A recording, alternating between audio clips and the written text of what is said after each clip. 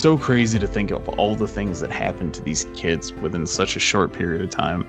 They haven't even finished their first year of classes yet. And that goes for the manga too, I believe. Still haven't finished their first year. Those poor bastards. These kids are gonna kill God on their sophomore year. Yeah. I love this world, this My Hero Academia world. And watching this, like I read this on the manga. Cat's knocking stuff off my desk. I read the manga, but watching the series made me realize that I would like to see. So they're class 1A, right? Yep. They're the first years of the class.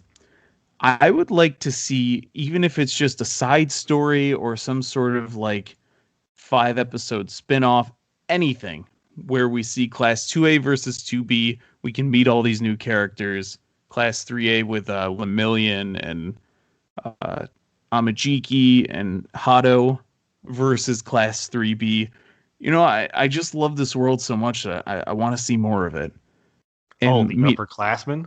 Yeah, wouldn't that be awesome? Because these kids are still learning learning to work with each other and all sorts of stuff. But the 2A and the 3A, they're like refined by this point. I would like to see but they're not the chosen ones though. Like they're literally like they're not protagonists at all. True. Like these are the guys that like when they get shot at, the bullets hit them.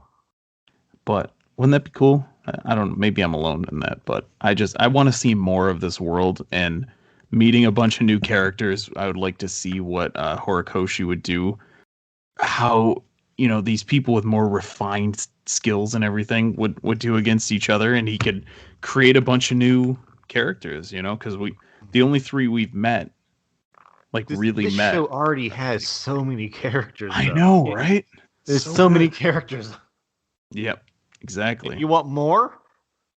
Yeah, I mean, just like a little. I love this series in this world, so I would just like to see, even if it's. I mean, you could even give it to me in a manga, honestly. Give me like a volume or 2 of this. They have a another spin-off called My Hero Team Up Missions, and it's just the characters we already know doing side missions, and it's entertaining. So just more of this, however you want to do it. And actually, Horikoshi does not make that one. That is a completely different writer. So even if we have to do that, because he's probably a very busy man, we could do it that way. Story by Yoko Akiyama. Original concept by Kohei Horikoshi. Now, there you go. I do need you to remind me of something. Why did the League of Villains target that class? Is it because All Might became a teacher? Is that why they showed up that year? Or were they targeting Deku's class for some reason? So, in the original season, they want Shigaraki, who is the palm face guy, wants to kill All Might. And All For One is telling him that All Might's weaker. So that's why they show up at the school. They're expecting All Might to be at the USJ, which is that big training facility. But they didn't realize how much weaker he was because he was staying back at the office because he had done too much heroing before school. So okay, and the League of Villains started targeting that class because they were embarrassed at being beat up by a bunch of kids. Yeah. Okay, now I'm up to speed now. Yep. Because I'm the whole thing like, wait, why isn't everyone being attacked again? Yeah. And they don't want to fuck with class 3 because I don't know why. I guess. So why don't we talk about? I mean, Class 1A is still special. It's got the child who was biologically engineered by the second strongest hero. The kid who inherited the who inherited the Excalibur power from All Might. True. And who else is it that's being like, the guy that's just like super smart because he doesn't walk into spinning blades, and and a guy who has balls on his head. Truly a class of titans. That's right. I mean, you did save the best for last, let's be honest. Ballhead, no! Sticky ball! I can't get this door open. We do get a little bit of Mineta in this episode when they're talking about Asui's mucus situation. All right, why don't we start with spoilers ahead for My Hero Academia season 5 episode 4, right? Season 5 episode 4, yeah. There's a quick rundown of Shinso's quirk because we need to be reminded, right? They say that his quirk with his little voice box works, but it doesn't work over a microphone or a megaphone. Does it work over a cell phone? Yeah. That's my question. No? If it's not going to work over a microphone or a megaphone, it's definitely not going to work over a cell phone. Well, he was saying something that amplifies it. The cell phone just, right? But I mean, it gets turned into a signal and then it goes through a speaker.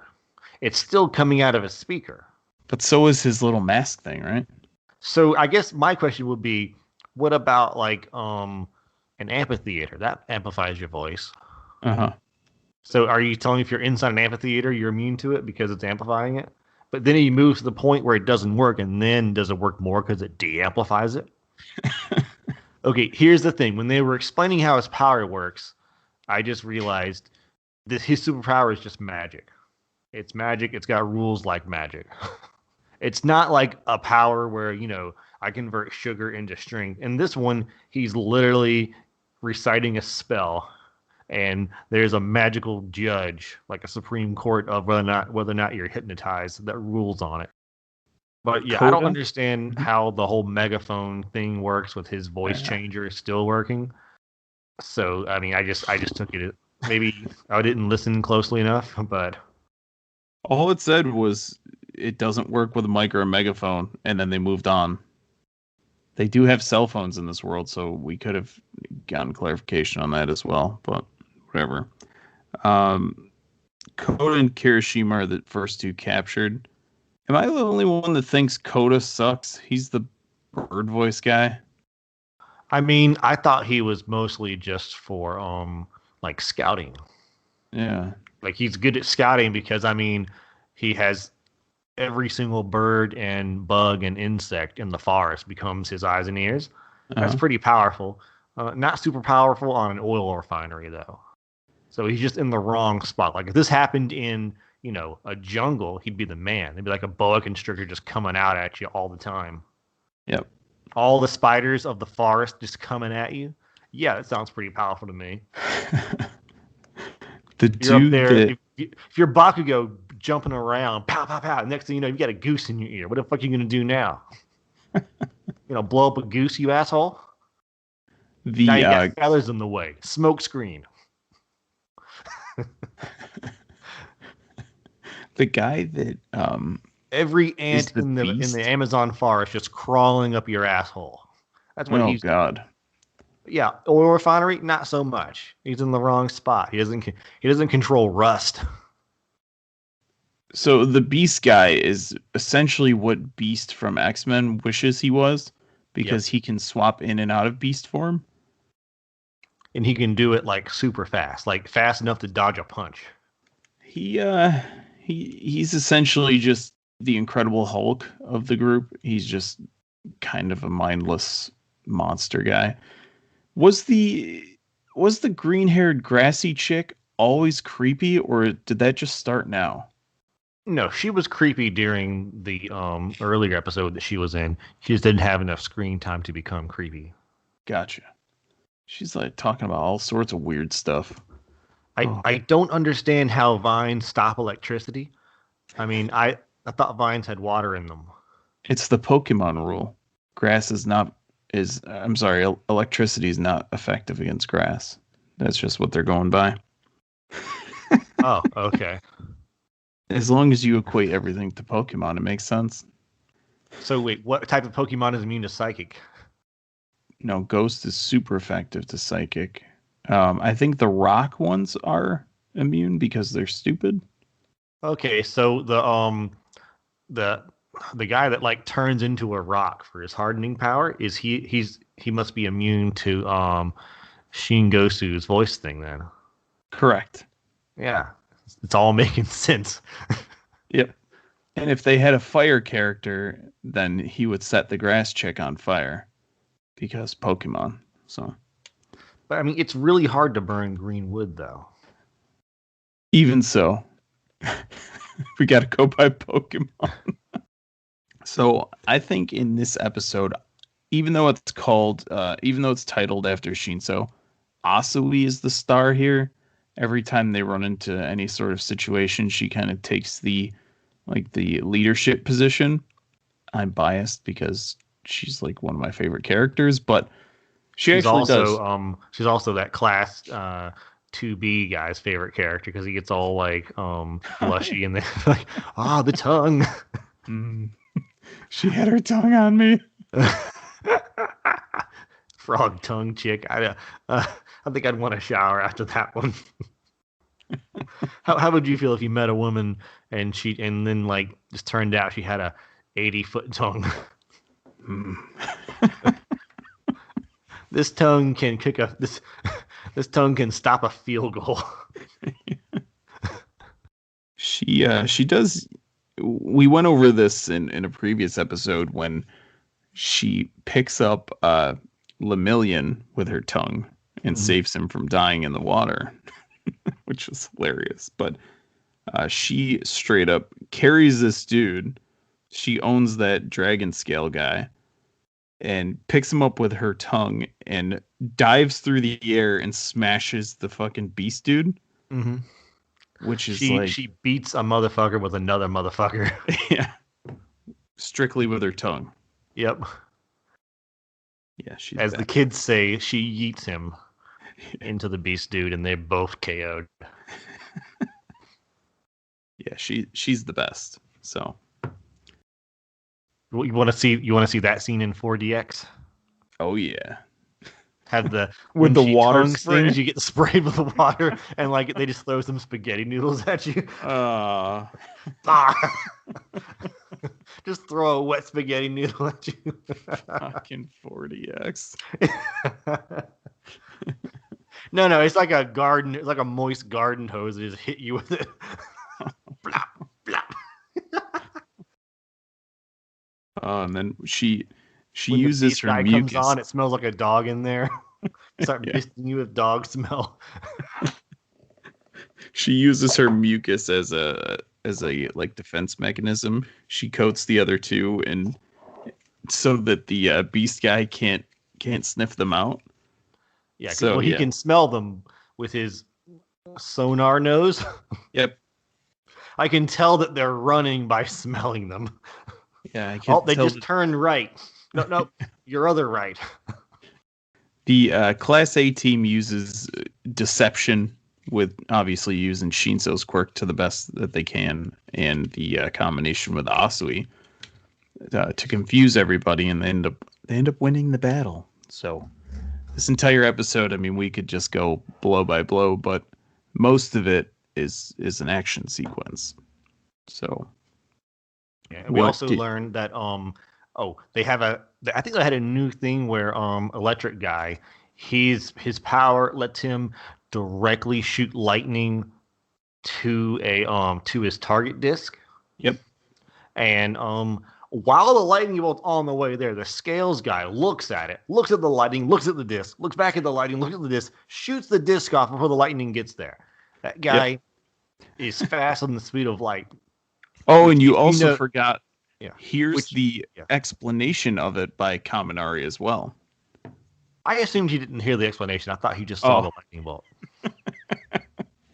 He had to listen to it and say, "Oh," because Kaminari jumps up. He's like, "Anywhere my pointers are, this will go directly to it as long as I'm within 15." You know, the old anime thing.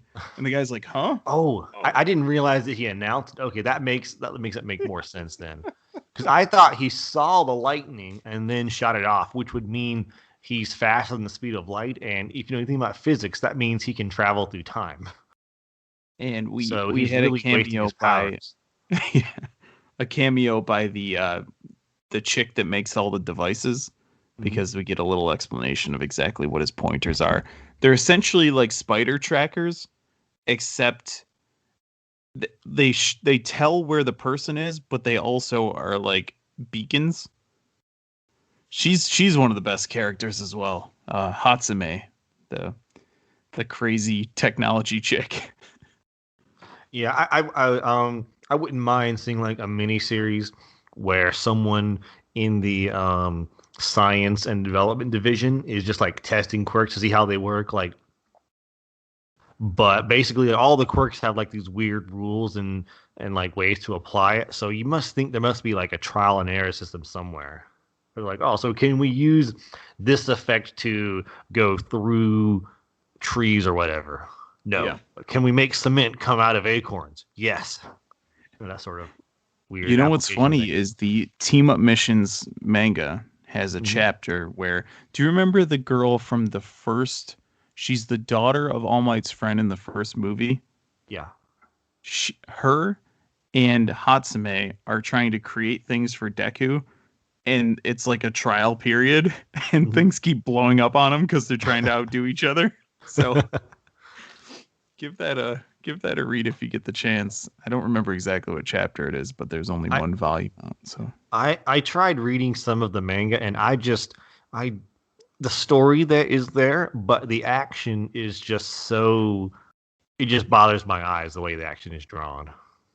yeah, It it's doesn't because work for they're me. trying to do all this shit with just black and white. I think is the biggest problem. Yeah, I don't like it. It's like watching I'm trying to think because I've read some comics and they had action. I was okay with that. Maybe I can't go from anime to manga. Maybe if I went from manga to anime, it'd be more into it. Yeah, it's tough because like in comics, like you're talking about American comics, you didn't have any problems, right? USA, USA, USA, USA. Yeah. It's because the color, it's so much easier to depict what's going on without all these like scribbles and shades. I Hmm. think is the biggest problem, but You might be right. I don't know how we test that theory. yeah, maybe get somebody to color one. See if if if anyone out there has a bunch of crayons and some time, let's give this a test. well, actually, the first Attack on Titan volume, at least at this point, are available in full color, so you could try that and see if it's any better. I feel like Attack on Titan is a very different art style, though. Yeah, that's the only thing I can think of off the top of my head that has full color. But I think Looney Tunes have anyways, full color. what is it? Looney Tunes. The old Looney Tunes manga and you can compare it to. Bugs Um, Bunny charging up the spirit bomb. That yeah, the scale's fast speed of light is the last note that I had. They have a little wrap up where everyone talks about like the mistakes they made, and of course they overblow things and just ignore the fact that somehow the guy who doesn't have a physical quirk survived being tossed through a pile of pipes. yep. Like everyone should have died once Beast threw them the third time.